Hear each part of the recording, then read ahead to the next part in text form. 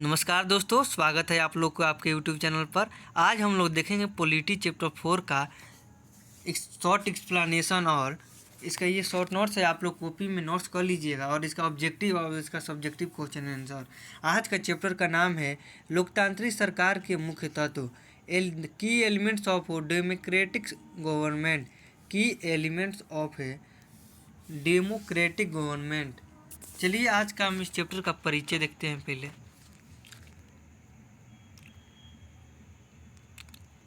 यहाँ पे दिया गया है दोस्तों, लोकतंत्र डेमोक्रेसी।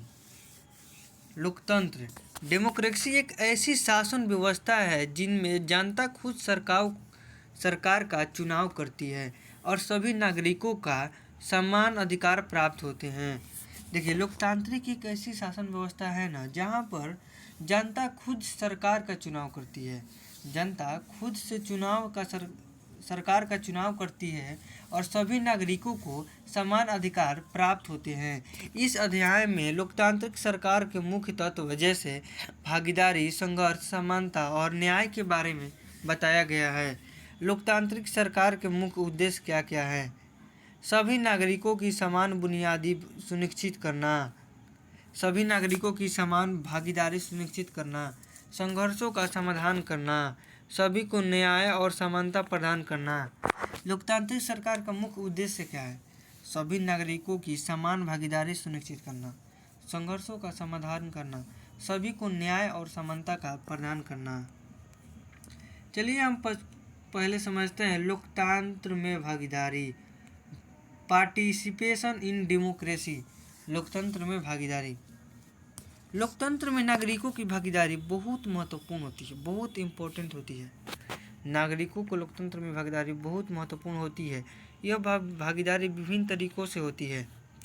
पहला, चुनाव, इलेक्शन। नागरिक अपने प्रतिनिधियों को चुनते हैं। भारत में हर 5 साल में आम चुनाव होता है। भारत में सबसे पहले आम चुनाव 1952 ईस्वी में हुआ था। मतदान करने का अधिकार 18 वर्ष से अधिक आयु के सभी नागरिकों को प्राप्त है। जनता अपने मतों के माध्यम से सरकार का गठन करती है। चलिए नेक्स्ट टॉपिक को समझते हैं, आंदोलन और प्रदर्शन। Protest and movements. जब सरकार किसी समुदाय की समस्याओं को हल नहीं करती, तो लोग आंदोलन और प्रदर्शन के माध्यम से अपनी मांगें रखते हैं। सरकार जब किसी समुदाय की समस्याओं को हल नहीं करती है, तो लोग आंदोलन और प्रदर्शन के माध्यम से अपनी मांगें रखते हैं। जैसे चिपको आंदोलन पर्यावरण और संरक्षण के लिए, अन्ना हजारे आंदोलन भ्रष्टाचार के खिलाफ हुआ था। नेक्स्ट टॉपिक पे हम लोग चलते हैं। नेक्स्ट टॉपिक में दिया गया है मीडिया और जनमत। मीडिया और पब्लिक ओपिनियन। मीडिया और जनमत। लोग अखबार, टीवी, सोशल मीडिया के माध्यम से सरकार पर प्रभाव डालते हैं। मीडिया लोकतंत्र का चौथा स्तंभ कहलाता है। लोग अखबार, टीवी, सोशल मीडिया के माध्यम से सरकार पर प्रभाव डालते हैं। मीडिया लोकतंत्र का चौथा स्तंभ कहलाता है। अब चलिए नेक्स्ट टॉपिक को हम लोग समझते हैं, संघर्ष और उसका समाधान। Conflict and it's resolution. लोकतांत्रिक समाज में अलग अलग समूहों और समुदायों के बीच मतभेद, कॉन्फ्लिक्ट्स होते हैं। जब दो या दो से अधिक पक्ष किसी मुद्दे पर असहमत होते हैं, तो इसे संघर्ष, कॉन्फ्लिक्ट कहा जाता है। संघर्ष के कारण, रीजन ऑफ कॉन्फ्लिक्ट्स। धार्मिक और जातिगत भेदभाव, रिलीजियस एंड कास्ट इश्यूज। संसाधनों की कमी, लेक ऑफ रिसोर्सेज। सरकार नीतियों पर मतभेद, डिसएग्रीमेंट्स ऑन गवर्नमेंट पॉलिसीज। संघर्ष के कारण क्या क्या होता है? धार्मिक और जातिगत भेदभाव के कारण होता है, संसाधनों की कमी से होता है, सरकार नीतियों पर मतभेद करती है, अलग अलग समूहों में इसी के बीच मतभेद होता है। धार्मिक जातिगत भेदभाव के कारण, संसाधनों की कमी के कारण सरकार नीतियों पर मतभेद करती है। तो भाषा और सांस्कृतिक भिन्नता के कारण होता है। अब हम लोग समझेंगे संघर्ष को हल करने में सरकार की भूमिका। संघर्षों को हल करने में सरकार की भूमिका। सरकार संघर्षों को न्यायपूर्ण तरीके से हल करने के लिए नियम और कानून बनाती है। सरकार संघर्षों को न्यायपूर्ण तरीके से हल करने के लिए नियम और कानून बनाती है। संविधान में सभी नागरिकों के अधिकारों की रक्षा करता है। न्यायपालिका जुडिशरी न्याय सुनिश्चित करती है। लोकतांत्रिक संवाद सरकार बातचीत और चर्चा के माध्यम से समस्याओं का समाधान करती है। चलिए इसका उदाहरण समझ लेते हैं। कावेरी जल विवाद कर्नाटक और तमिलनाडु के बीच नदी पानी के बंटवारे को लेकर कावेरी नदी के लिए कर्नाटक और तमिलनाडु में कावेरी नदी पानी बंटवारे को लेकर विवाद है। आरक्षण नीति समाज के कमजोर वर्गों के समान अवसर देने के लिए आरक्षण लागू किया गया है। यही आरक्षण नीति है। कावेरी नदी जल विवाद किन राज्यों के बीच है? कर्नाटक और तमिलनाडु के बीच है। अब हम लोग समझेंगे समानता और न्याय। Equality and justice in democracy. लोकतंत्र का आधार समानता और न्याय होता है। लोकतंत्र का आधार समानता और न्याय होता है। समानता इक्वालिटी, सभी नागरिकों को एक समान अधिकार मिलते हैं। जाति, धर्म, भाषा या लिंग के आधार पर कोई भेदभाव नहीं किया जाता है। भारतीय संविधान का 1914 समानता का अधिकार देता है। इसका उदाहरण हम देख लेते हैं दोस्तों। समानता का उदाहरण दिया गया, दलितों को मंदिरों में प्रवेश करने का अधिकार, महिलाओं को शिक्षा और नौकरी में समान अधिकार प्राप्त हुआ। अब हम लोग समझेंगे जस्टिस न्याय। गरीबों और पिछड़े वर्गों को आगे बढ़ाने के लिए विशेष सुविधाएं दी जाती हैं। गरीबों और पिछड़े वर्गों को आगे बढ़ाने के लिए विशेष सुविधाएं दी जाती है। सरकारी नौकरियों और शिक्षा के आरक्षण दिया जाता है। कानून सभी नागरिकों के लिए समान रूप से लागू होता है। सरकारी नौकरियां और शिक्षा में आरक्षण दिया जाता है। कानून सभी नागरिकों के लिए समान रूप से लागू होता है। हम इसका उदाहरण समझ लेते हैं न्याय का। महिलाओं के लिए आरक्षण वुमेन रिजर्वेशन बिल। महिलाओं के लिए आरक्षण वुमेन रिजर्वेशन बिल। मुफ्त शिक्षा योजना राइट टू एजुकेशन एक्ट 2009 के एजुकेशन एक्ट के तहत मुफ्त शिक्षा योजना आया। इसका निष्कर्ष हम लोग समझ लेते हैं। लोकतंत्र का मुख्य उद्देश्य सभी नागरिकों को समान अधिकार और न्याय और भागीदारी अवसर देना। एक अच्छी लोकतांत्रिक सरकार जनता के हितों का ध्यान रखती है। कानूनों के माध्यम से संघर्ष को हल करती है और न्याय की गारंटी देती है। लोकतंत्र का मुख्य उद्देश्य क्या होता है? नागरिक को समान अधिकार, न्याय और भागीदारी दे, अवसर प्रदान करे। एक अच्छा लोकतांत्रिक सरकार जनता के हितों का ध्यान रखती है और कानून के माध्यम से संघर्ष को हल करती है और न्याय की गारंटी देती है। चलिए इसका MCQ देख लेते हैं। लघु उत्तरीय प्रश्न, दीर्घ उत्तरीय प्रश्न। चलिए हम बारी बारी से सब देख लेते हैं। यहाँ दिया गया है लोकतंत्र में नागरिक सरकार में से कैसे भाग लेते हैं? केवल सरकार चुनकर। लोकतंत्र में नागरिक सरकार में कैसे भाग लेते हैं? केवल सरकार चुनकर, प्रदर्शन और आंदोलन के माध्यम से, मीडिया और जनमत के जरिए, उपरोक्त सभी। इसका राइट ऑप्शन डी हो जाएगा दोस्तों, उपरोक्त सभी के माध्यम से लेते हैं। संघर्ष को हल करने के लिए सरकार क्या करती है? कानून बनाती है, संघर्ष को बढ़ावा देती है, पक्षपात न करती है, नागरिकों के अधिकार छीनती है। संघर्षों को हल करने के लिए सरकार क्या करती है? कानून बनाती है, संघर्ष को बढ़ावा देती है, पक्षपात करती है, नागरिकों के अधिकार को छीनती है। जब संघर्ष होता है तो सरकार कानून बनाती है। इसका राइट ऑप्शन ये हो जाएगा दोस्तों। समानता और न्याय किसका आधार है? लोकतंत्र का आधार है ये। समानता और न्याय लोकतंत्र का अधिकार। इसका राइट ऑप्शन ये हो जाएगा दोस्तों, लोकतंत्र। देखिए पहला का आंसर उपरोक्त सभी था, दूसरा में कानून बनाती है, तीसरा में लोकतंत्र। चलिए इसका शॉर्ट में समझ लेते हैं। लोकतंत्र में नागरिक चुनाव, आंदोलन और मीडिया के माध्यम से भाग लेते हैं। संघर्ष समाज में आम है और सरकार उन्हें कानूनों और नीतियों के माध्यम से हल करती है। समानता और न्याय सभी नागरिकों के लिए अनिवार्य है, जिसमें भेदभाव खत्म होता है और सभी को समान अवसर मिलते हैं। चलिए इसका हम लोग और अच्छा से MCQ देख लेते हैं। लोकतंत्र में नागरिक सरकार में कैसे भाग लेती है? तो उपरोक्त सभी।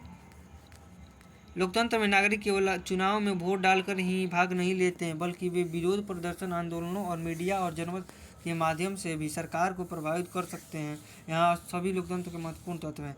अभी हम पहले कर चुके हैं, इसलिए इसको हम शॉर्ट में केवल पढ़ देते हैं। संघर्ष के कारण क्या हो सकते हैं? संघर्ष के कारण संसाधनों की कमी, जातिगत या धार्मिक भेदभाव, सरकार की नीतियों से असहमति, उपरोक्त सभी।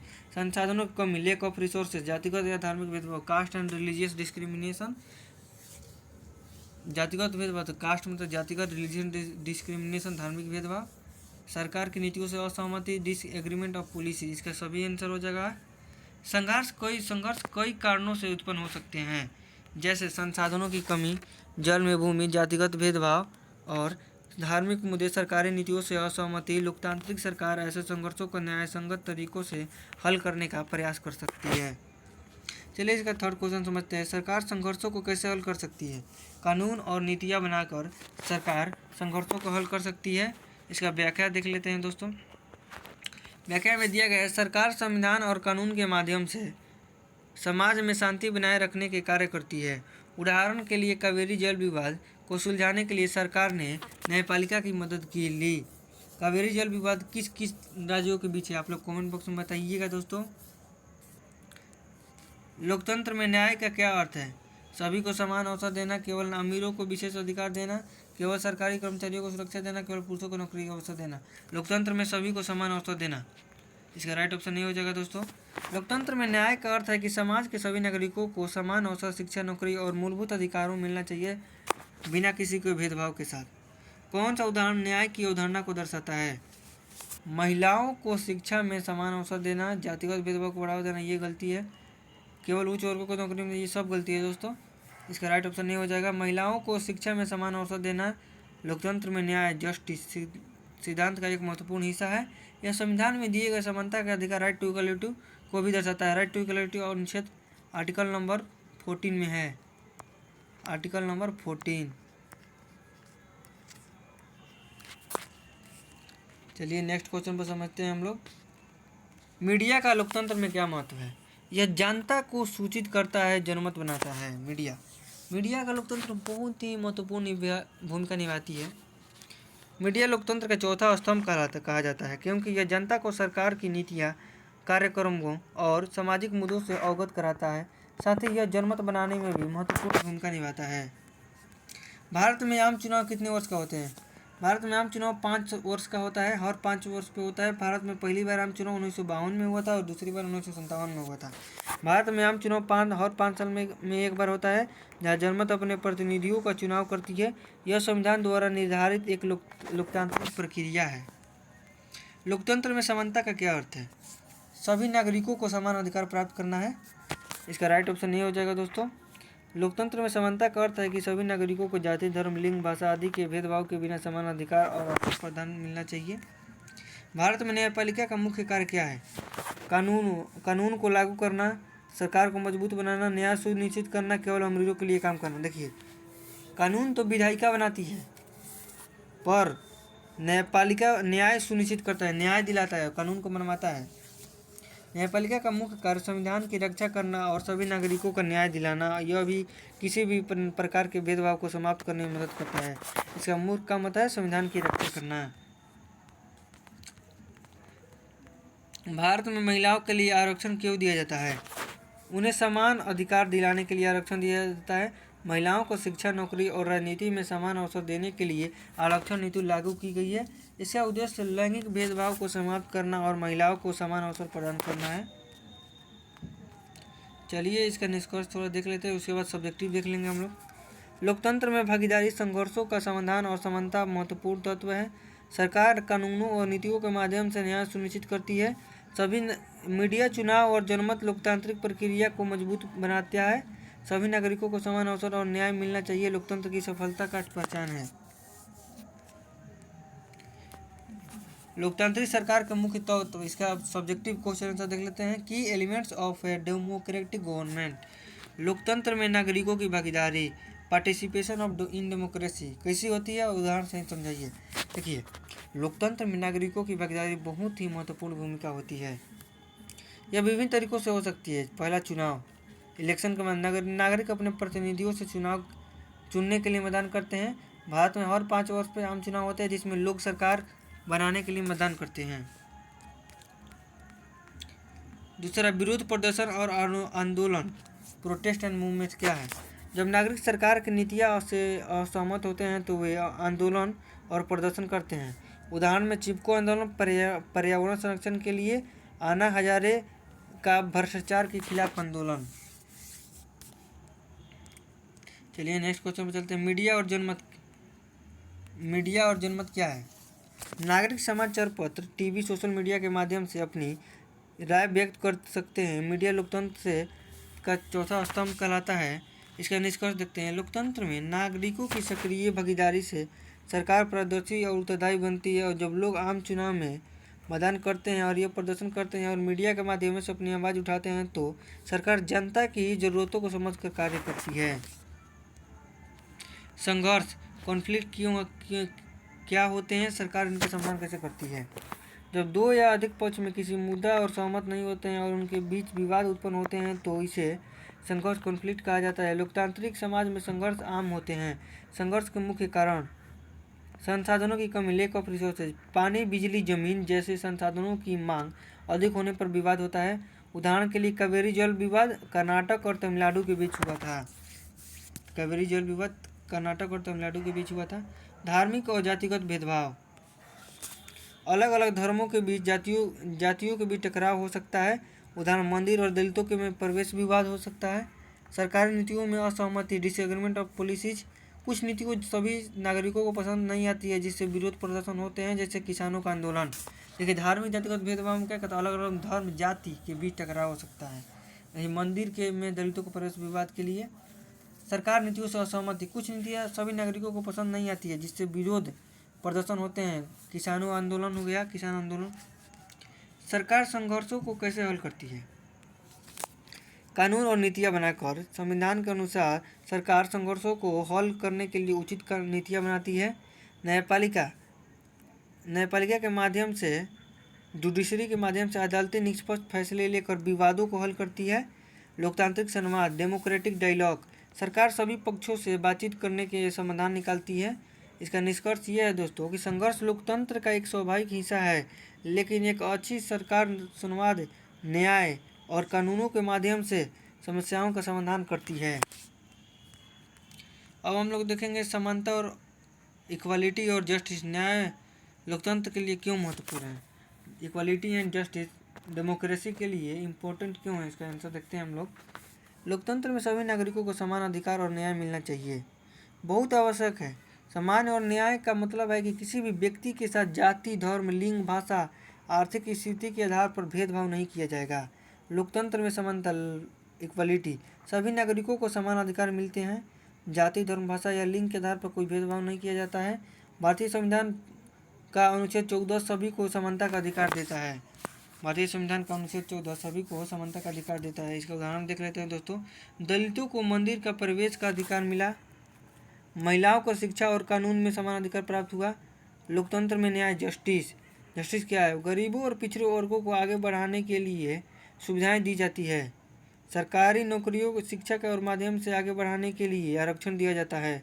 कानून सभी नागरिकों के लिए समान रूप से लागू होता है। उदाहरण, महिलाओं के लिए 33% आरक्षण लागू है शिक्षा में। अनुसूचित जाति और जनजाति के लिए विशेष सरकारी योजनाएं आ गया। SC ST के लिए निष्कर्ष, समानता और न्याय के बिना लोकतंत्र कोई महत्व नहीं है। एक अच्छी लोकतांत्रिक सरकार सभी नागरिकों के अधिकार की रक्षा करती है और सभी को समान अवसर प्रदान करती है। मीडिया और लोकतंत्र में भूमिका क्या निभाता है? मीडिया को लोकतंत्र का चौथा स्तंभ, फोर्थ पिलर कहा जाता है, क्योंकि यह सरकार और जनता के बीच एक सेतु, ब्राइज का काम करता है, पुल का काम करता है। मीडिया की भूमिका, सूचना का प्रदान करना, प्रोवाइडिंग इन्फॉर्मेशन, समाचार, टीवी, इंटरनेट के माध्यम से जनता को सरकार की नीतियाँ और कार्यों की जानकारी मिलती है। इसके माध्यम से जनमत बनाना, shaping of public opinion, media किसी भी मुद्दे पर बहस और चर्चा करवा कर जनता की राय बनाता है। सरकार पर नज़र रखना, keeping of a check government, अगर सरकार गलत फैसला लेती है तो मीडिया उसे उजागर करता है। लोकतंत्र को मजबूत करना, स्ट्रेंथनिंग डेमोक्रेसी, मीडिया चुनावों में उम्मीदवारों की जानकारी देती है जिससे लोग सही नेता का चुनाव कर सकते हैं। उदाहरण, राइट टू इन्फॉर्मेशन, RTI,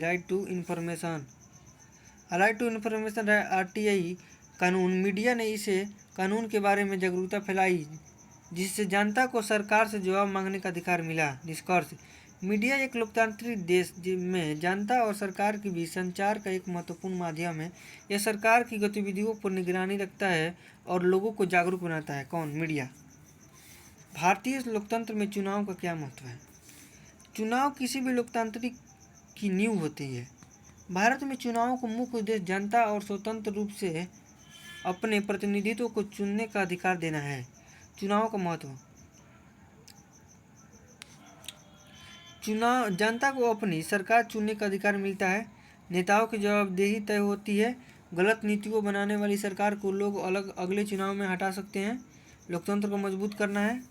अब हम आगे समझते हैं भारत में चुनाव प्रणाली कैसी होती है। लोकसभा और विधानसभा में चुनाव हर 5 साल में होते हैं। चुनाव आयोग इलेक्शन कमीशन निष्पक्ष और स्वतंत्र चुनाव कराता है। ईवीएम इलेक्ट्रॉनिक वोटिंग मशीन के माध्यम से मतदान किया जाता है। ईवीएम के द्वारा भारत में चुनाव होता है। चुनाव आयोग निष्पक्ष और स्वतंत्र चुनाव कराता है। लोकसभा और विधानसभा में चुनाव हर वर्ष 5 साल पे होता है, मतलब प्रत्येक 5 वर्ष पे होता है चुनाव। उदाहरण के लिए हम लोग समझते हैं 2014 और 2019 के आम चुनावों में करोड़ों लोगों ने अपने मताधिकार का प्रयोग किया। चुनाव लोकतंत्र की आत्मा है।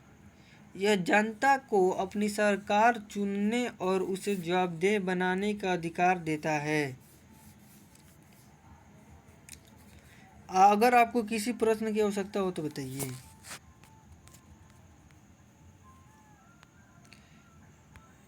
देखिए दोस्तों, यहाँ पे हम लोग पॉलिटी चैप्टर क्लासिक का चैप्टर नंबर 4 का सब कुछ देख लिए। नेक्स्ट क्लास में हम लोग इसी तरह ही चैप्टर नंबर 5 का देखेंगे। पहले हम शॉर्ट नोट्स देखेंगे, फिर उसके बाद ऑब्जेक्टिव देखेंगे, फिर उसके बाद सब्जेक्टिव देख लेंगे। ये पूरा चैप्टर कंप्लीट हो जाएगा। आप लोग शॉर्ट नोट्स कर लीजिएगा, आपको शॉर्ट टाइम रिवीजन करने के लिए बहुत ही काम आएगा। ये क्लास यूपीएससी बीपीएससी और क्लास 6 के बच्चों के लिए भी हो सकता है। आज के लिए बस इतना ही, फिर मिलते हैं नेक्स्ट क्लास में दोस्तों। थैंक यू सो मच दोस्तों।